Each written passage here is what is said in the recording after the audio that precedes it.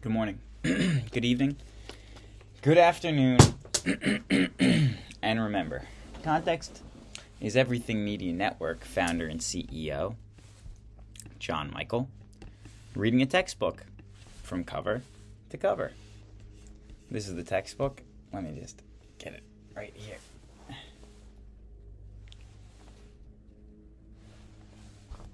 Yesterday, we read about the search for spices. So search for spices, general overview. Europeans explore the seas. So 1400s, the motives being Muslims and Italian merchants controlled trade between Europe and Asia. The Europeans, they wanted to find a route outside of the Mediterranean to get to India, to get to those spice-rich islands known as the Moluccas, an island chain near present-day Indonesia. So they wanted to find a route other than through Mediterranean, so they decided we're going to go, you can go around Africa. Or, from their current knowledge, they said we can go west around the earth and end up in India. And so they did that and ended up in the New World. Columbus did that. Vasco da Gama did what? What did Vasco da Gama do? Vasco da Gama, he's the one who went around Africa, I believe, right? Yeah, Cape of Good Hope around Africa. And then you have, was it Amerigo Vespucci? Amerigo Vespucci, the German cartographer, named the New World after Amerigo Vespucci, who got to the United Americas as well. That's the review from yesterday and today. Section 2, diverse traditions of Southeast Asia. Diverse traditions of Southeast Asia. I think we're talking about that because that is where the boats were going, to Southeast Asia. Setting the scene. According to the chronicles of early Burma, modern Myanmar, King Anawarata spoke to a Buddhist monk named Thera Arahanata. Preach to me somewhat, yeah, but a little, of the law preached by the Lord, the Master. And Arahanta preached the law, beginning with things not to be neglected. Then the king's heart was full of faith, steadfast and immovable. Faith sank into him as oil filtered 100 times soaks into cotton. Can I read that again in English, please? Preach to me somewhat, yeah, but a little, of the law preached by the Lord, the Master. That sounds better.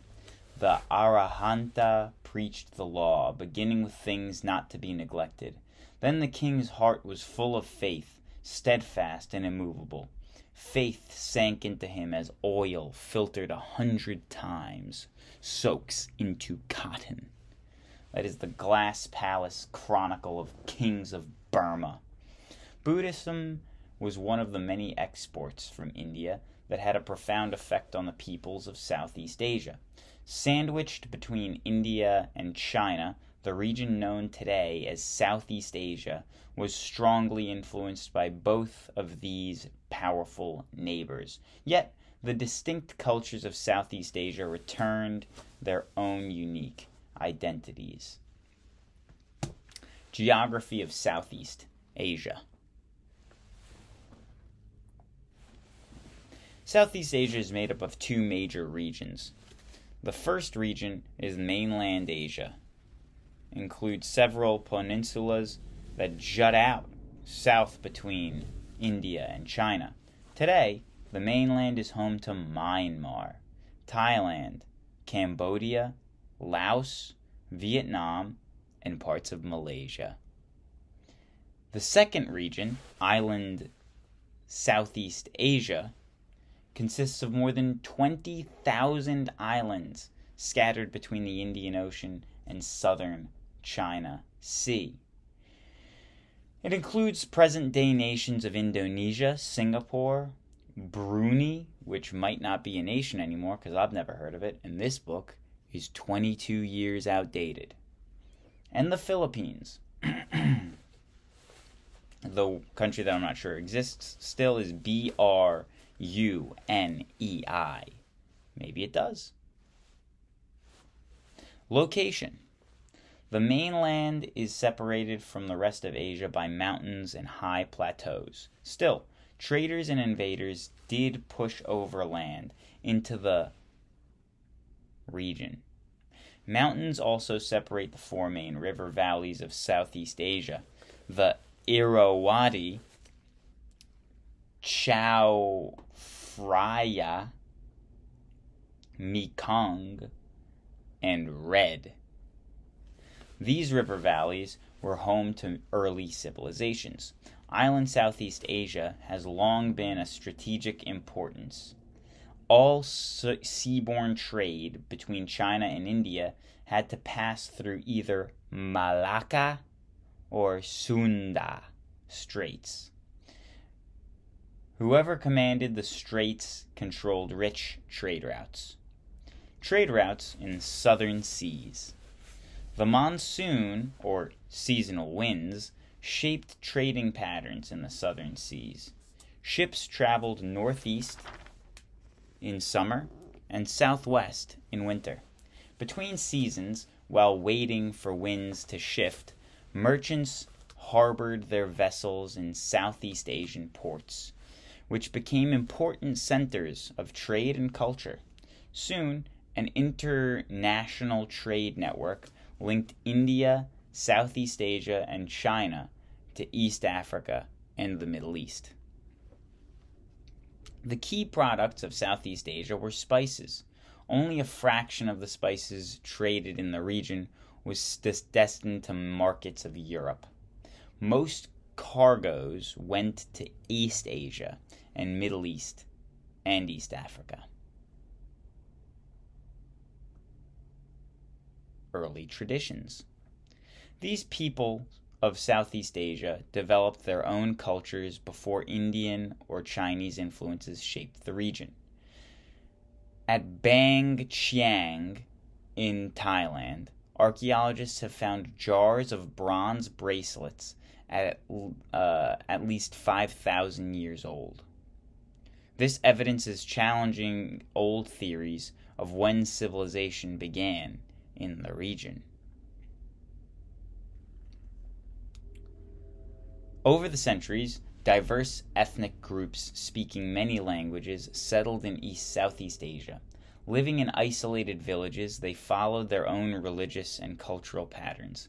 Many societies were built around the nuclear family rather than the extended families of India and China.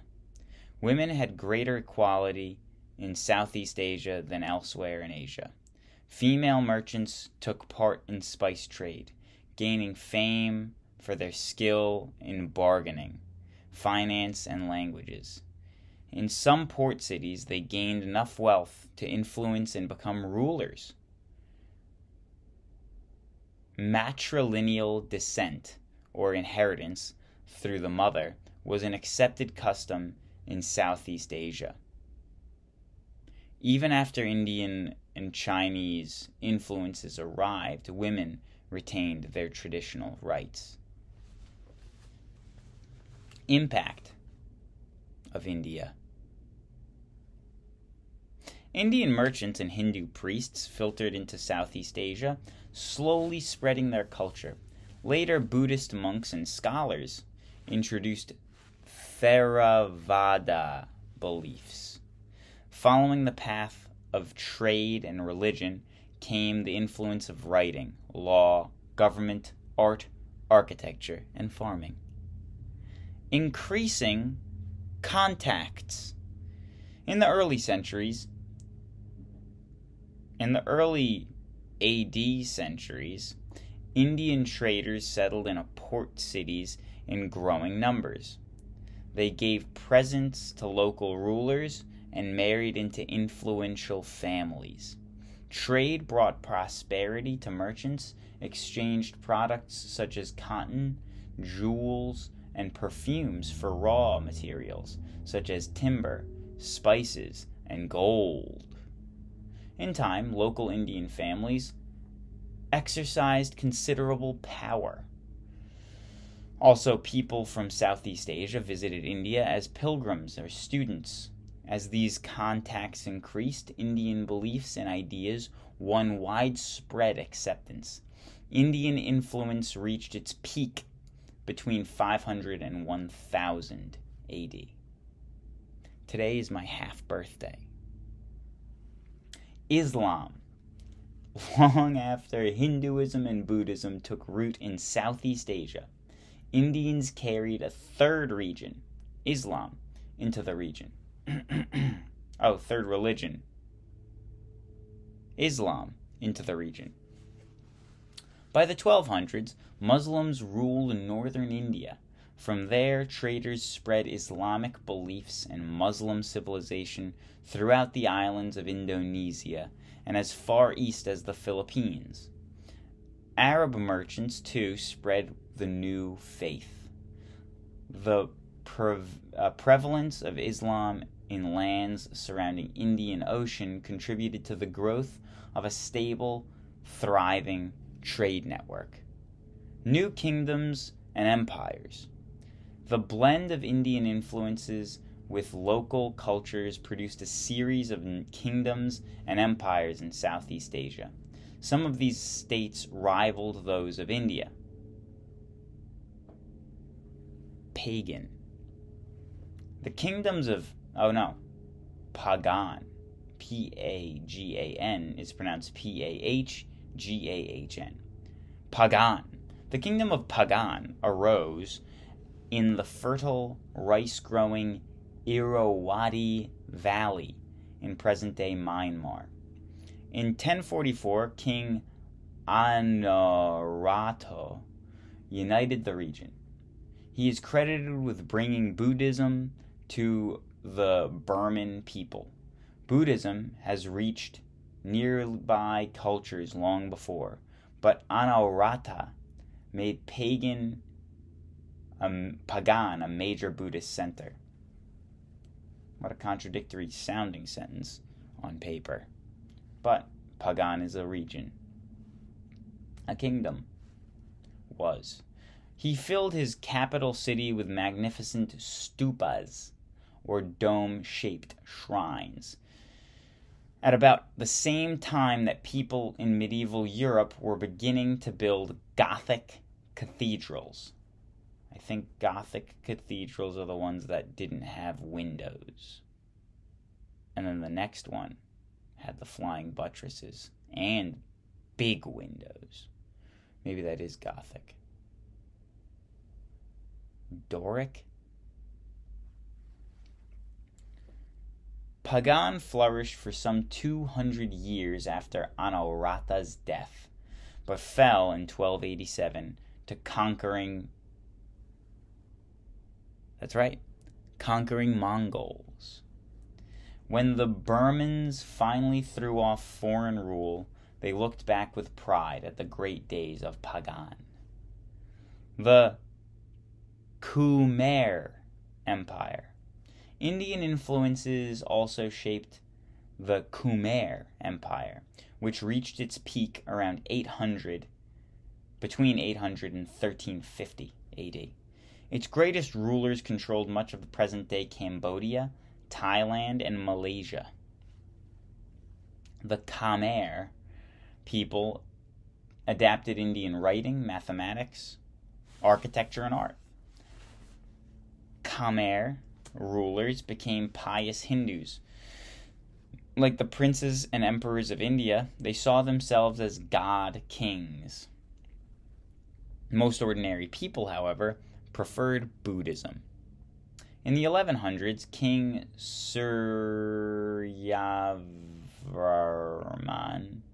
Suryavarman II built the great temple complex at Angkor Wat. Angkor Wat. I'm looking at a picture of the great palaces at Angkor Wat that were built nearly 1,000 years ago, and they look bizarre. Here's the picture from the textbook of Angkor Wat. You can pause it. I'm going to take it away now.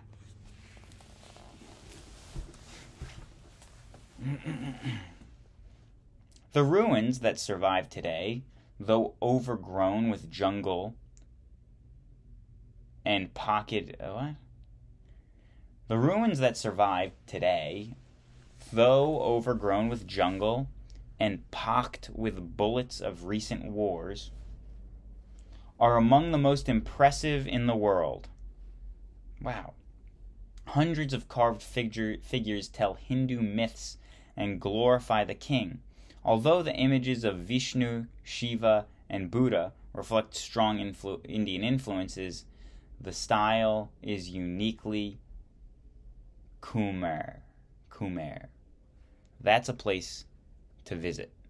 That looks bizarre. Srivijaya. The trading empire of Srivijaya in Indonesia flourished from 600s to 1200s. Srivijaya controlled the Strait of Malacca, which, as you have learned, was vital to shipping. Both Hinduism and Buddhism reached this island empire. As elsewhere in Southeast Asia, however, the local people often blended Indian beliefs into their own forms of worship based on nature spirits. Sounds pagan to me. Pagan. Vietnam emergence. Well, not yet. Vietnam doesn't emerge quite yet. Let me do one last quick paragraph before we get there. Later, Islam spread to Sumatra, Java, and other islands. Local rulers adapted new religion, which cemented commercial links with other Muslim trading centers around the Indian Ocean. Oh, the new religion. Vietnam emerges. In most of Southeast Asia, Indian influences outweighed Chinese influence. Indian traditions spread mostly through trade rather than conquest. China, however, sent military forces to conquer the neighboring states of Annam, now northern Vietnam. The heart of northern Vietnam was the Red River Delta, around present-day Hanoi. There, the river irrigated fertile rice, paddies, or fields, which provided food for growing population. The Vietnamese had their own distinct culture. As the other parts of Southeast Asia, women often held positions of authority. Rice paddies, P-A-D-I-S, rice paddies are fields of rice. P-A-D-I-S. Rice paddies are fields of rice. News to me. I've heard the word before. Didn't know what it meant. Now I know. Chinese domination. In 111 BC, Han armies. In 111 BC, Han armies conquered the region of Vietnam. China remained the controller for 1,000 years. During that time, the Vietnamese absorbed Confucian ideas. They adopted the Chinese civil service system and built a government bureaucracy similar to that found in China. Vietnamese nobles learned to speak Chinese language and read Chinese characters, unlike the rest of Southeast Asia, where Theravada Buddhism had the strongest impact. Vietnam adapted Mahayana beliefs from China. Taoism also shaped Vietnamese society. Resistance. And this is the last moment of the section, really. And then we will see you tomorrow. Thank you for joining me. Thank you for joining us. Please like and subscribe. Please share. I appreciate it, and please. Despite these powerful Chinese influences, the Vietnamese preserved a strong sense of their separate identity. In 39 AD, two noble sisters, Trong Trak and Trong Ni, led an uprising that briefly drove the Chinese occupiers from the land. They tried to restore a simpler form of government based on the ancient Vietnamese traditions. To this day, the Trong sisters are remembered as great martyrs and heroes.